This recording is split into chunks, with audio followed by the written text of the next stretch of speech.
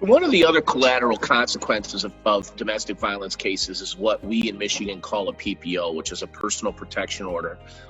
Some people know them by restraining orders, but what will happen is that victims of domestic violence are frequently counseled by prosecutors and victim advocates to get a restraining order, to get a PPO against the defendant. There are forms, simple forms that basically check boxes, and I'm not making that up. I mean, that really, you sign your name and check which boxes apply to you, and then that goes to the judge, and the judge decides whether or not a ex parte, which means one-sided PPO, gets issued against the defendant. Once again, much like domestic violence cases themselves, PPOs prevent someone from owning or possessing a firearm.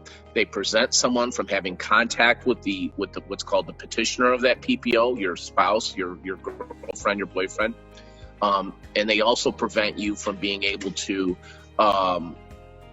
go to certain places, your victim, your spouse's or your significant other's place of work, their business.